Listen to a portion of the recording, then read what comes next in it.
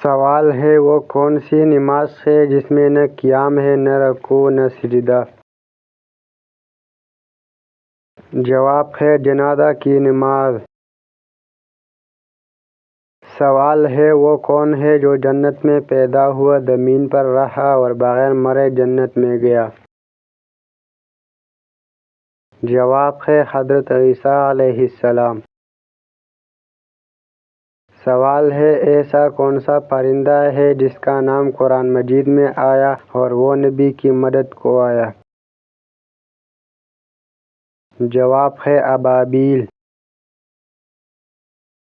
سوال ہے وہ کون سا نبی ہے جس نے بچپن میں ہی 2 قوموں کا فیصلہ کیا؟ جواب ہے حضرت سلیمان علیہ السلام۔ سوال ہے وہ کون سی چیز ہے جو بغیر زبان کے بولتے ہے اور بغیر دل کے اثر ڈالتی ہے؟ جواب ہے قرآن مجید۔ سوال ہے وہ کون سا فرشتہ ہے جو سب سے پہلے موت کا پیغام لے کر آیا؟ جواب ہے حضرت جبرائیل علیہ السلام۔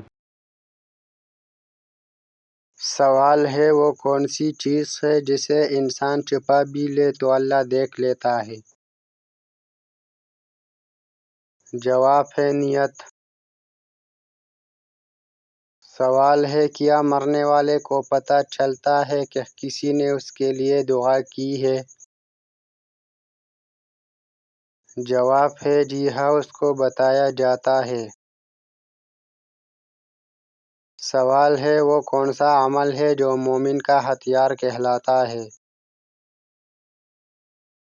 جواب ہے دعا۔ سوال ہے وہ کون سی چیز ہے جو ہر کسی کو مفت ملتی ہے مگر اکثر ضائع کر دی جاتی ہے؟ جواب ہے وقت۔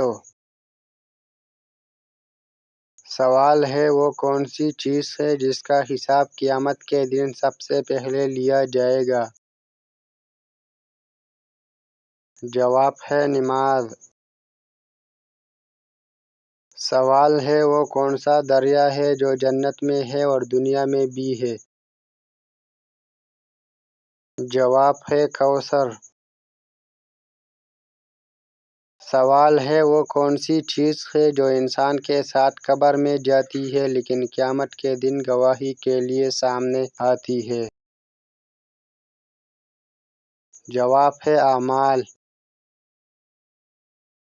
سوال ہے وہ کون سی چیز ہے جو انسان کھاتا ہے لیکن جوں جوں کھاتا ہے وہ کمزور ہوتا جاتا ہے؟ جواب ہے وقت یا عمر۔ سوال ہے حضرت یوسف علیہ السلام کو خواب کی تعبیر کب سے آئی؟ جواب ہے بچپن سے۔ سوال ہے حضرت جبرائیل علیہ السلام کتنی بار نبی اکرم صلی اللہ علیہ وسلم کے پاس وحی لے کر آئے؟ جواب ہے کئی سو بار، درست تعداد معلوم نہیں۔ سوال ہے حضرت ایوب علیہ السلام کو کس چیز کی آزمائش دی گئی تھی؟ جواب ہے صحت بیماری۔ سوال ہے کس نبی کی بیوی جنتی نہیں تھے؟ جواب ہے حضرت نوح علیہ السلام اور حضرت لوط علیہ السلام۔ سوال ہے نیند میں اچانک جھٹکا لگنا کس چیز کی علامت ہے؟ جواب ہے نیند میں جھٹکا لگنا عام بات ہے، یہ تھکن، کمزوری یا ٹینشن کی علامت ہو سکتی ہے۔ نیند پوری نہ ہو تو بھی ایسا ہوتا ہے۔ سونے سے پہلے دعا پڑھو، پیدا ہوگا۔ فکر نہ کرو، یہ کوئی بیماری نہیں۔